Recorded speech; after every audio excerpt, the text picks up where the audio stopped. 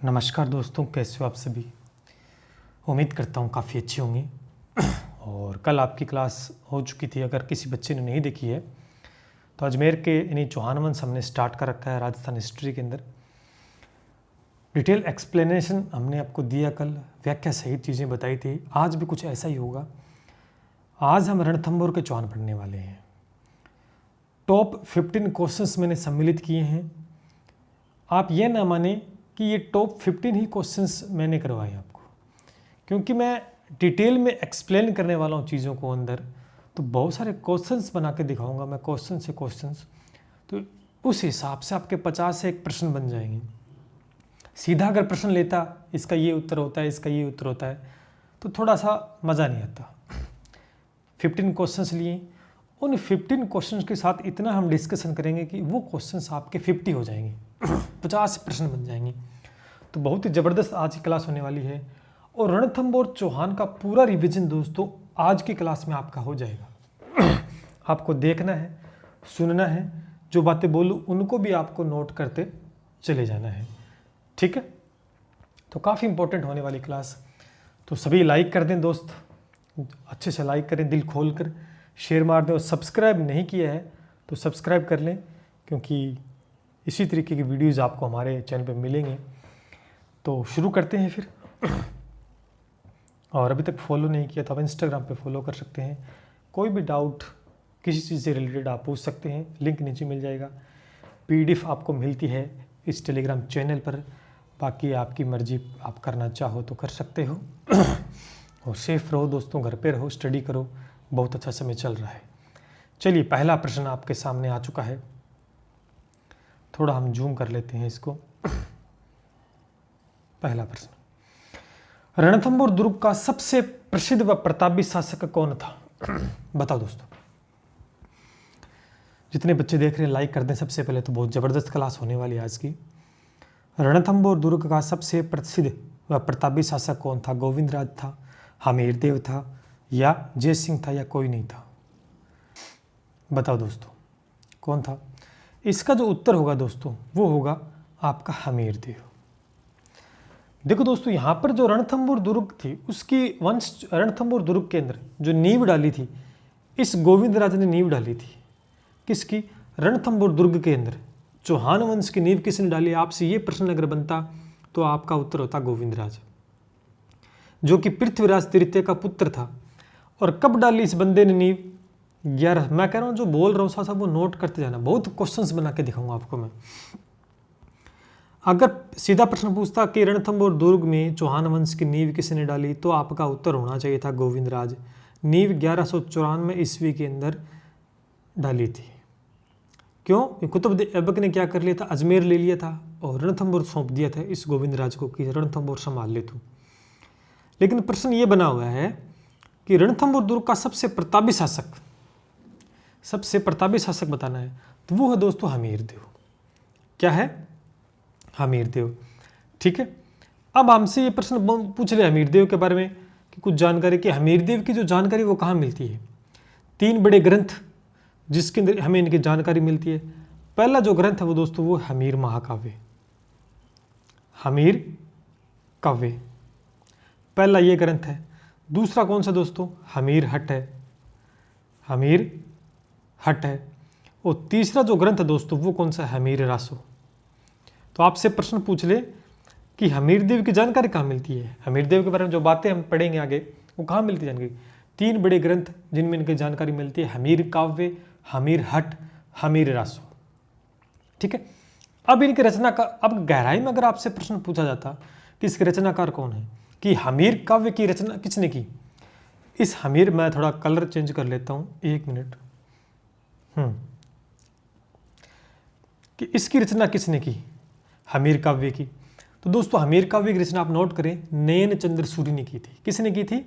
नयन चंद्र सूर्य ने की थी।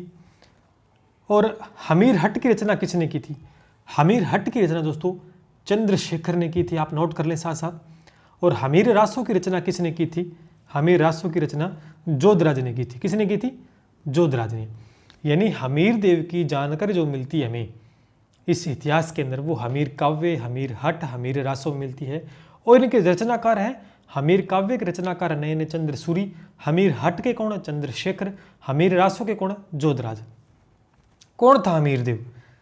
जय सिंह का तीसरा पुत्र था दोस्तों, जय सिंह का तीसरा पुत्र था। ये तो कोई गहराई में प्रश्न हो गया काफ़ी ज़्यादा, लेकिन पूछ ले तो बता देना। जय सिंह का तीसरा पुत्र था और जय सिंह यहाँ पे लिखा हुआ है, इसी का ये तीसरा पुत्र था। तो क्वेश्चन था रणथंभौर दुर्ग का सबसे प्रतापी शासक हमीरदेव, और हमीरदेव के बारे में कुछ बातें मैंने आपके सामने रखी जो कि क्वेश्चन के फॉर्म में आपसे कभी भी पूछी जा सकती है। ठीक है, चलिए आगे बढ़ते हैं, साथ साथ और डिस्कशन हम करते रहेंगे। अगला क्वेश्चन कि रणथंभौर में चौहान वंश की स्थापना किसने की? रणथंभौर में देखो ये क्वेश्चन आ गया, मैंने क्रम बोल भी दिया आपको कि रणथंभौर में चौहान वंश की स्थापना की, यानी रणथंभौर दुर्ग में चौहान वंश की नींव किसने डाली या चौहान वंश की स्थापना की थी? मैंने बताया था गोविंदराज ने। किसने की थी, कब की, ये भी मैंने बता दिया था, 1194 के अंदर की थी। कब की थी? गोविंदराज ने की थी, 1194 में की थी। पृथ्वीराज तृतीय का ये पुत्र था। ये किसका पुत्र था? ये पुत्र था पृथ्वीराज तृतीय का। पृथ्वीराज तृतीय का पुत्र था गोविंदराज। ठीक है, ये बातें मैंने डिस्कस कर ली, क्वेश्चन भी आपके सामने आ चुका है। ठीक है, चलिए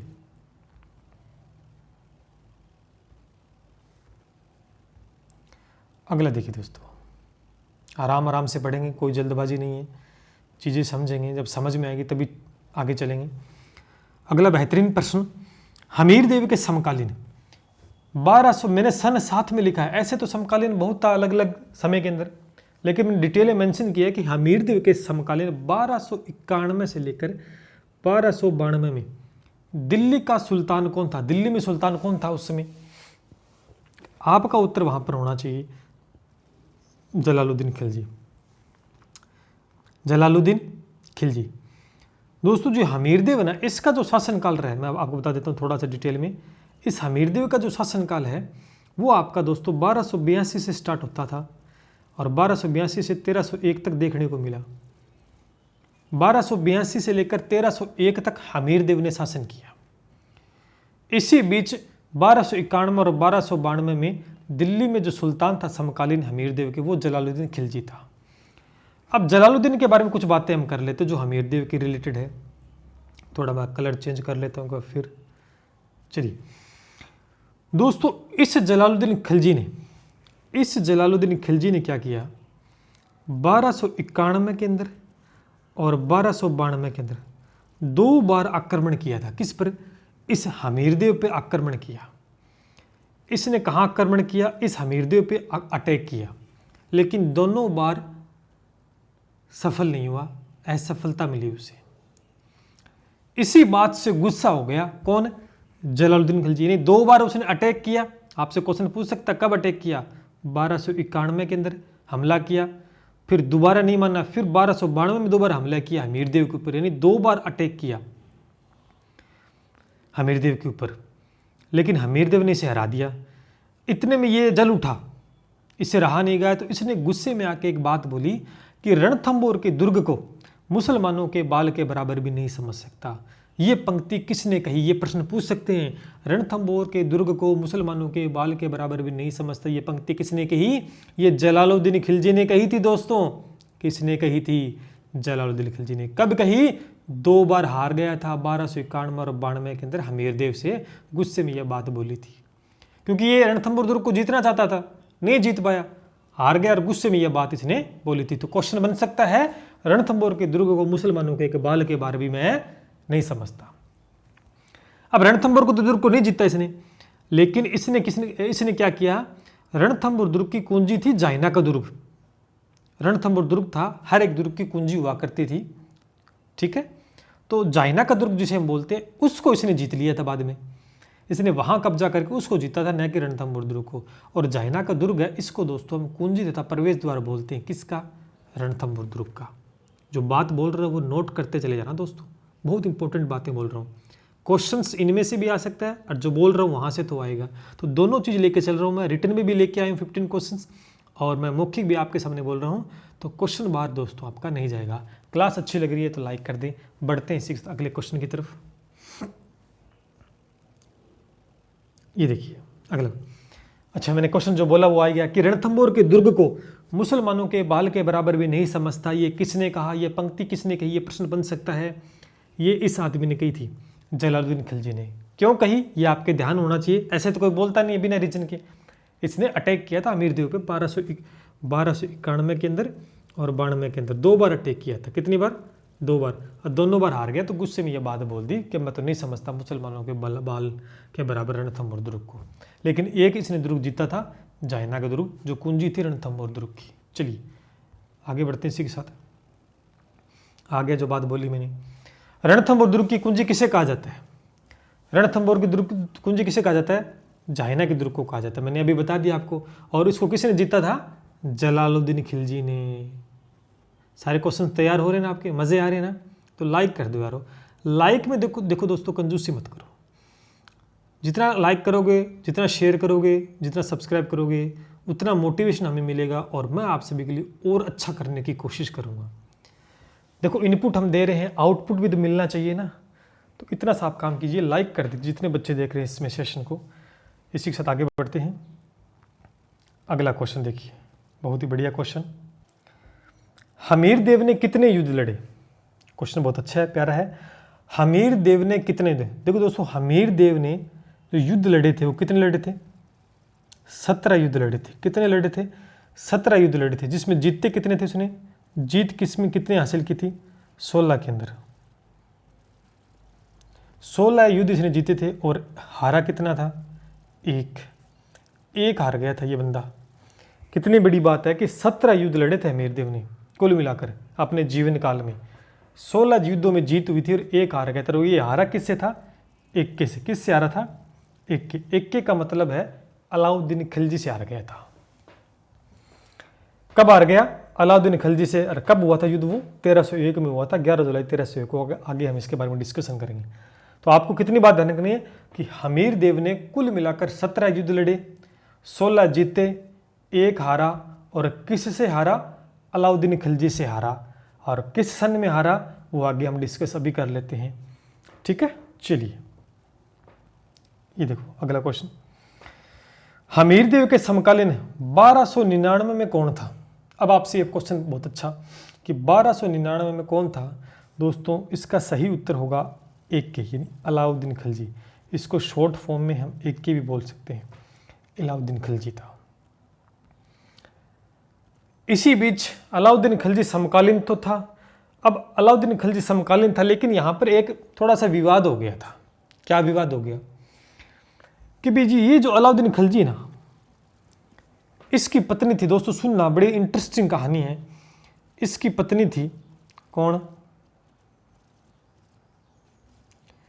चिमना बेगम। कौन थी? चिमना बेगम। बड़ी खूबसूरत थी।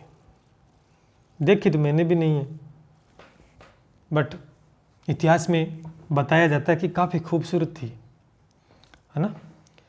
अब खूबसूरत थी तो किसी न किसी का तो दिल आ ही जाएगा।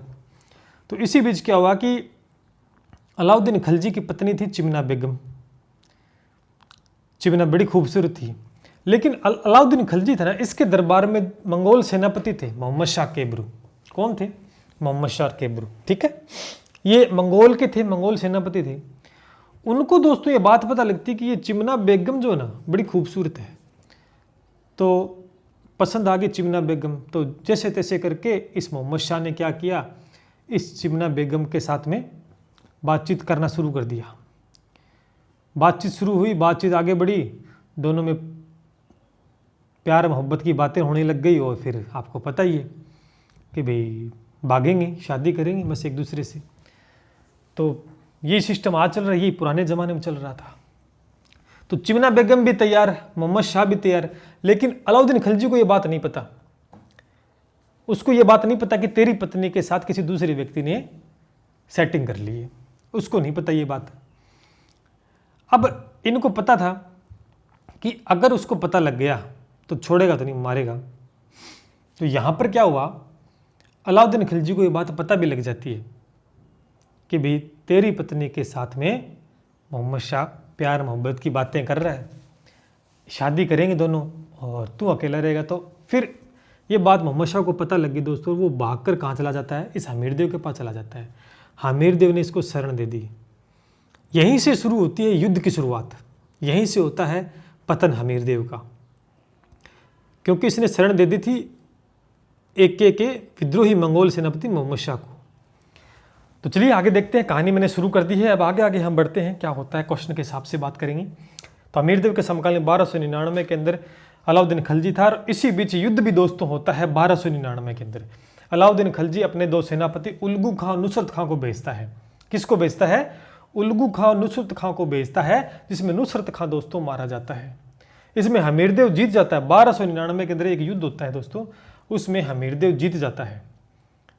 ठीक है, चलिए आगे बढ़ते हैं।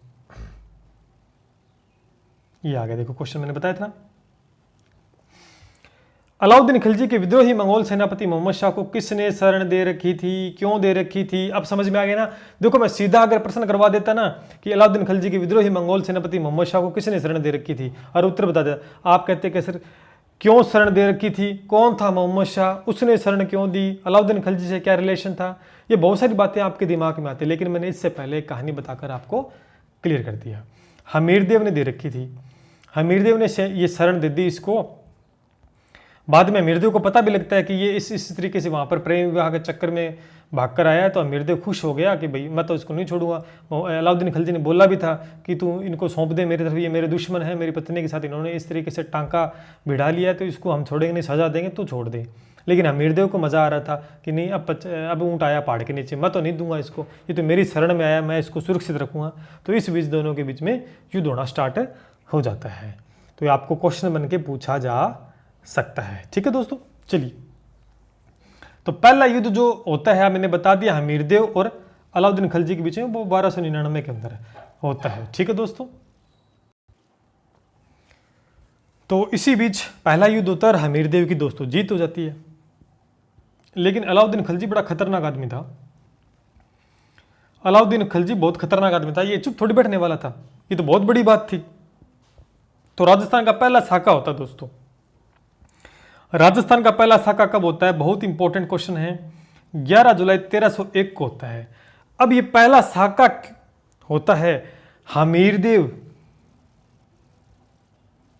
हमीरदेव प्लस में AK दोनों के बीच में युद्ध होता है। कब? 11 जुलाई दोस्तों 1301 को। स्वयं आक्रमण करता है। क्यों? क्योंकि AK तो बदला लेना चाहता है हमीरदेव से कि मेरे दुश्मन को उसने शरण दे रखी है। इधर क्या था? हमीरदेव के सेनापति थे रणमल और रतिपाल। 2 सेनापति थे, बड़े खतरनाक थे, रणमल व रतिपाल। उन्होंने धोखा दे दिया था इसको धोखा दे दिया था। क्यों? किसके कहने पर? इस AK के। इसने लालच दे दिया रणमल रतिपाल को कि भाई तुम हमारा साथ दो, हमें गुप्त मार्ग बता दो, हमें अंदर घुसना है तो हम आपको सेनापति बना देंगे, पैसे दे देंगे, फलाना का ढिमका कर देंगे। लालच में आगे, आज भी दुनिया लालच में आती है, आपको पता है। तो रणमल रतिपाल ये बढ़िया आते सेनापति थे हमीरदेव के, लेकिन हमीरदेव की कमजोरी बता दी, ये रास्ता है, ऐसे जाओ और उसको मारो। तो AK फिर पूरा अंदर आ जाता है रणथंभौर दुर्ग में। 11 जुलाई 1301 को युद्ध होता है जिसमें हमीरदेव मारा जाता है। हमीरदेव मारा जाता है और उसकी पत्नी, हमीरदेव की पत्नी रंग देवी थी और पुत्री थी देवलदे। हमीरदेव की पत्नी थी कौन थी? रंग देवी, और पुत्री कौन थी? देवलदे। ये सोचती है अगर जिंदा बच गए तो AK नहीं छोड़ेगा, ये ले जाकर हरम में छोड़ देगा अपने को, इसलिए हम इसके साथ नहीं जाएंगे। उन्होंने जल जोहर किया, वो जल में कूद के उन्होंने जोहर कर लिया रंग देवी पुत्री देवलदे ने। और एकमात्र दोस्तों दुर्ग ऐसा है राजस्थान में जिसमें जल जोहर हुआ। बहुत ही प्यारा और बहुत ही जबरदस्त क्वेश्चन बन सकता है कि एकमात्र जल जोहर कहां पर हुआ था? वो हुआ था रणथंभौर दुर्ग में। कब हुआ? 11 जुलाई 1301 को, जो राजस्थान का पहला साका कहलाता है। तो दोस्तों ये कहानी है राजस्थान के पहले साके की। समझ में आई? सीधा मत याद रखो, कहानी याद रखो, बड़ा मजा आएगा दोस्तों। कि राजस्थान का पहला साका 11 जुलाई 1301 को होता है। क्यों होता है साका? क्योंकि हमीरदेव और AK के बीच में युद्ध होता है 11 जुलाई 1301 को, जिसमें हमीरदेव मारा जाता है। क्यों? क्योंकि हमीरदेव का साथ नहीं देते हैं, उसके सेनापति धोखे से सेनापति मरवा देते हैं। लेकिन हमीरदेव की पत्नी रंग देवी पुत्री देवलदे ये सोचती है कि बच गए तो ये एक के छोड़ेगा, न ले जाके हरम में छोड़ देगा, अपने हरम की रानी बना लेगा। तो उन्होंने जल जोहर कर लिया अपनी मान मर्यादा को बचाने के लिए। तो एकमात्र दुर्ग ऐसा था जहां जल जोहर हुआ, कौन सा था? रणथंभौर दुर्ग था, जिसे राजस्थान का पहला साका दोस्तों कहा जाता है। ये था बड़, ठीक है। और इसी बीच हमीरदेव मर जाता है। हमीरदेव मरते ही ये मोहम्मद शाह को पकड़ लेता है, क्योंकि वहीं था वो। हाँ, मोहम्मद शाह को पकड़ लिया कि आजा, तुझे बड़ी प्यार मोहब्बत की बातें आती, मेरी पत्नी के साथ करेगा प्यार मोहब्बत, शादी करेगा, भगा के ले जाएगा। उसने मोहम्मद शाह को पकड़ा और हाथी के पैर के नीचे कुचलवा दिया। ये तो होना ही था, क्योंकि मोहम्मद शाह ने कौन सा अच्छा काम किया था? ये तो होना जैसी करनी वैसी भरनी, ये तो आज के समय में होता है, पहले भी होता था। तो मोहम्मद शाह को आखिर मौत के घाट उतार दिया अलाउद्दीन खिलजी ने, हाथी के पैर से कुचला दिया था दोस्तों। चलिए बढ़ते हैं आगे। रणमल रतिपाल किसके दरबार में सेनापति थे? मैंने अभी जानकारी आपको दी थी, बातों बातों मैंने सारी कहानी बता दी। अब आपको उत्तर याद होगा कौन था, कहाँ थे? हमीरदेव के दरबार में रणमल और रतिपाल थे, जिन्होंने धोखा दिया था 1301 में, हमीरदेव के साथ धोखा किया था। ठीक है, चलिए आगे बढ़ते हैं। तो क्लास अच्छी लग रही है तो लाइक कर दे दोस्तों, काफ़ी मेहनत कर रहे हैं आप सभी के लिए। अच्छा, एक और प्रश्न, एकमात्र कौन सा दुर्ग जहां जल जोहर हुआ था? अभी मैंने बता दिया, चिल्ला चिल्ला के बोल रहा हूं, एकमात्र जल जोहर नहीं, सॉरी, एकमात्र दुर्ग है जहां जल जोहर हुआ, वो रणथंभौर का दुर्ग हुआ। क्यों हुआ, कैसे हुआ, क्या लेना देना था, सारी कहानी मैंने बयां कर दी है, बार बार बयान करने की आवश्यकता नहीं है। चलिए, ये बहुत अच्छा प्रश्न है। जैसलमेर में कितने साके हुए? बहुत बार रिपीटेड क्वेश्चन है, याद रखना है। 2.5 साके हुए। कितने साके हुए? 2.5 साके। जैसलमेर दुर्ग के अंदर 2.5 साके हुए। ठीक है दोस्तों, अगले देखिए। तिरिया तेल हमीर हट चढ़े न दूजी बार। तिरिया तेल हमीर हट चढ़े न दूजी बार, ये पंक्ति किसके लिए प्रसिद्ध है? सीधी सी बात है, ये बात पंक्ति है हमीर देव के लिए प्रसिद्ध है, क्योंकि हमीर देव भी बड़ी खतरनाक आदमी था। हमीर देव ये भी आसानी से हार मानने वालों में से नहीं था। इसके साथ तो धोखा हो गया था, इसके सेनापति ने धोखा दिया था, इसी वजह से मारा गया। इसलिए इसके बारे में पंक्ति भी है। और इसने 17 युद्ध लड़े थे, जिसमें 16 जीते थे और एक हारा था, वो ही अलाउद्दीन खिलजी से। और अलाउद्दीन खिलजी भी इसे हरा नहीं सकता था, लेकिन अलाउद्दीन खिलजी ने धोखा किया था इसके साथ, इसके सेनापति को खरीद लिया था। तब हमीर देव चाल समझ नहीं पाया और मात खा गया, वरना 17 के 17 जीतता उस समय। इसलिए पंक्ति कहा जाती है कि तिरिया तेल हमीर हट चढ़े न दूजी बार। याद रखना दोस्तों, क्वेश्चन बन सकता है। चलिए भैया आगे बढ़ते हैं। आज कुरुफ का गढ़ इस्लाम का घर हो गया, ये पंक्ति किसने कही? जब दोस्तों ये युद्ध हुआ था, जब ये राजस्थान का पहला साका हुआ था, तो अकबर अलाउद्दीन खिलजी के दरबार में अमीर खुसरो था। ये युद्ध में जाता और आंखों देखा वर्णन करता था। तब उस समय हमीरदेव मारा गया। हमीरदेव दोस्तों मारा गया, और इसी बीच अमीर खुसरो ने वर्णन किया कि आज कुरुफ का गढ़ इस्लाम का घर हो गया। यानी इस्लाम, ये हिंदू था अपना हमीरदेव, तो ये मारा गया। अलाउद्दीन खिलजी मुस्लिम था, इस्लाम धर्म का था, तो इसलिए पंक्ति बोलेगी कि आज कुरुफ का जो गढ़ है वो इस्लाम का घर हो गई। ये पंक्ति अमीर खुसरो ने कही थी। किसने कही थी?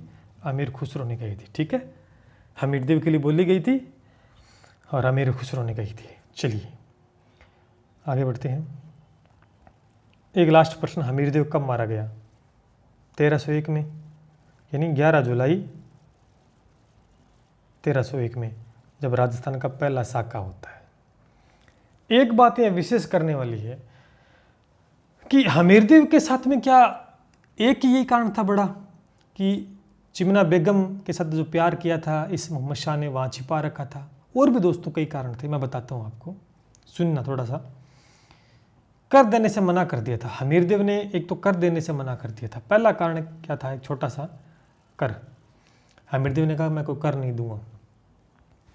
दूसरा एक कारण दोस्तों ये भी बना था कि अलाउद्दीन खिलजी था, उसकी नीति साम्राज्यवादी थी, वो साम्राज्य को हथियाना चाहता था, सामने वाले सारे साम्राज्य को। तो ये भी एक मोटा मोटी कारण था। और एक बड़ा कारण तो आपको पता, मंगोल विद्रोही मोहम्मद शाह को हमीर ने शरण दे रखी थी, तो ये तो सबसे बड़ा कारण दोस्तों हो ही गया था। तो कुछ एक छोटे मोटे कारण सर ये भी था, इसी वजह से युद्ध हुआ और हमीरदेव मारा गया।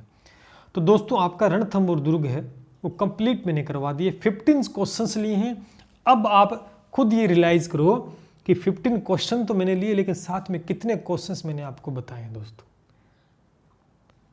पूरी कहानी मैंने आपके सामने बयां कर दी है और इसके आंसर की 15 क्वेश्चंस की तो ये रही PDF टेलीग्राम पे मिल जाएगी। इस नाम से टेलीग्राम है, ज्वाइन कर लेना। और ये टेलीग्राम है, कहीं पे भी कोई डाउट लगता है, क्वेश्चन से रिलेटेड है, किसी भर्ती से रिलेटेड है, या कोई भी और पर्सनल बात करनी है, खुले दिल से बात कीजिएगा। इंस्टाग्राम पे जैसे समय मिलता है आपका रिप्लाई कर दिया जाएगा। और घर पे रहें, सेफ रहें, अपना ध्यान रखें, अपने परिवार का ध्यान रखें। बाहर तभी निकलें दोस्तों जब ज़रूरी हो, वरना ज़िंदगी बहुत बहुत लंबी चौड़ी है। हम बाहर निकल जाएंगे लेकिन कुछ समय के लिए अंदर रहेंगे तो ये जो कोरोना की चेन है दोस्तों ये टूटनी चाहिए। और कल अच्छी खबर थी कि कोरोना के केसेस में गिरावट आई है। ये चेन दोस्तों तोड़नी हमें ही होगी। हम घर में रहेंगे तो चेन टूटेगी। स्टूडेंट्स के लिए बोलना चाहूँगा, इससे बढ़िया और अच्छा मौका दोस्तों ज़िंदगी में बार बार नहीं मिलेगा। इस समय को इम्प्लीमेंट कीजिए, तैयारी कीजिए, जो भी डाउट्स हैं उनको क्लियर कीजिए, जो भी चीज़ें रह गई उन्हें पढ़िए। मौका है सिलेक्शन लेने का दोस्तों। परीक्षाएं हैं, एग्ज़ाम फॉर्म भरे हुए हैं, परीक्षाएं आज नहीं तो कल एग्ज़ाम दोस्तों हो जाएगा। तैयारी ऐसी कीजिए, मेहनत खामोशी से कीजिए कि सफलता शोर मचा दे। अपने माँ बाप के सपनों को पूरा कीजिए, अपने सपनों को पूरा कीजिए, अपने बच्चों के सपनों को पूरा कीजिए, अपने धर्मपत्नी का भी सपना पूरा कीजिए। ये तभी कर पाओगे जब आप मेहनत करोगे, जब आप नौकरी लगोगे। अपने सपने तो पूरे करने हैं, साथ साथ उनके भी सपने पूरे करने हैं जो हमारे पीछे खड़े हैं, आस लगाए बैठे हैं कि आज हमारा बेटा, आज हमारा एक पति, आज हमारा एक पिता हमें उन ऊंचाइयों तक लेके जाएगा जो सपने हमने उन्हें दिखाए हैं। उम्मीद करता हूँ मेरी बातें समझ होंगी। कैसे रही क्लास आज की, कमेंट करके ज़रूर बताना। मिलते हैं इसी के साथ। जय हिंद, जय भारत।